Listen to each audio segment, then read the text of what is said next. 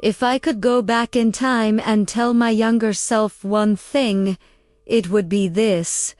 You don't need to be afraid. You don't need to struggle so much. And you definitely don't need to carry all that pain alone. I wish I knew sooner that faith isn't just about praying for things to get better. It's about realizing that you have the power to transform everything just by changing what's inside your heart. This is my story.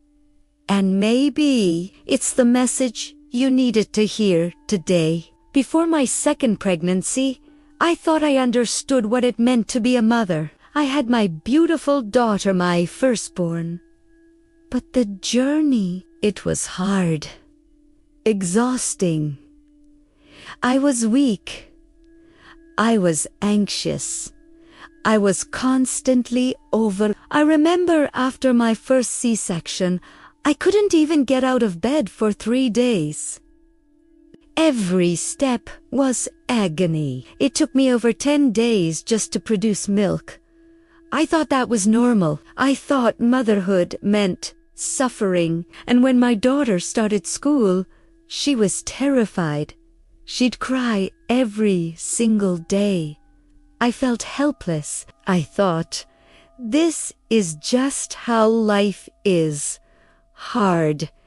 I wish I knew sooner it doesn't have to be. In March last year, during my daily practice, I made a small wish, just a quiet whisper to the medicine Buddha. If it's possible, may I have a son?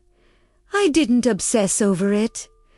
I didn't even tell anyone. I just kept practicing 108 prostrations every day, reciting the mantra, living my life. Then, in April, I was pregnant. And it was a boy. The whole pregnancy felt different. No sickness, no exhaustion. I was calm. Primera, Hua ese strong. For the first time, I felt like my body and I were on the same team. But I still didn't fully understand why. I thought maybe I was just lucky this time. I wish I knew sooner it wasn't luck. It was the faith I had planted silently every single day. At 35 weeks and 6 days, everything fell apart. Food poisoning, violent sickness, contractions every 5 minutes for an entire day and night. And my little daughter, she was sick too. I spent that whole night holding her, cleaning up after her, while my own body was screaming in pain. I didn't sleep. I couldn't. But here's what I wish I knew sooner.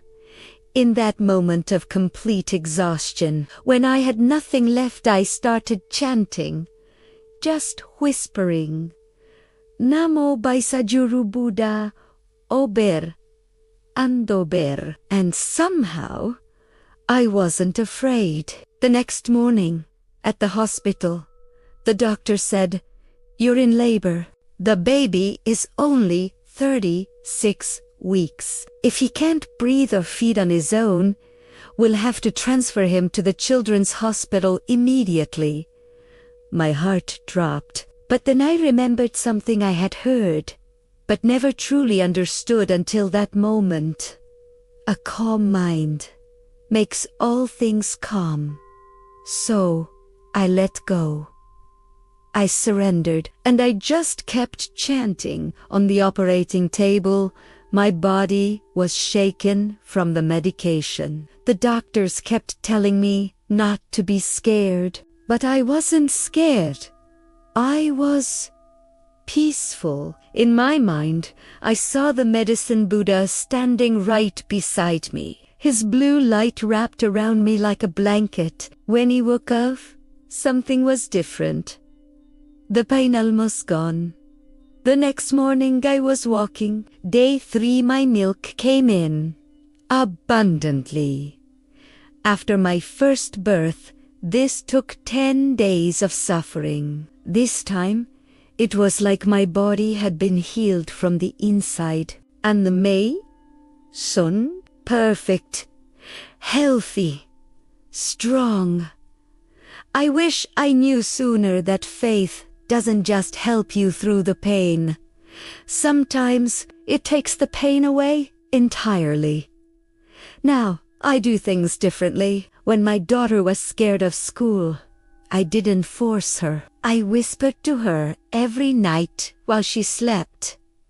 You are a good girl. You love learning. You are brave. Mommy believes in you. 1 week later, she loved school. I wish I knew sooner that our thoughts, our words, our faith, they aren't just abstract ideas. They are medicine. Real, powerful, healing medicine. So if you're struggling right now with pregnancy, with motherhood, with fear, with pain, please hear me. You don't have to suffer the way I did. You just have to believe and keep whispering that name. Namo Bhai Sajya Guru Buddha.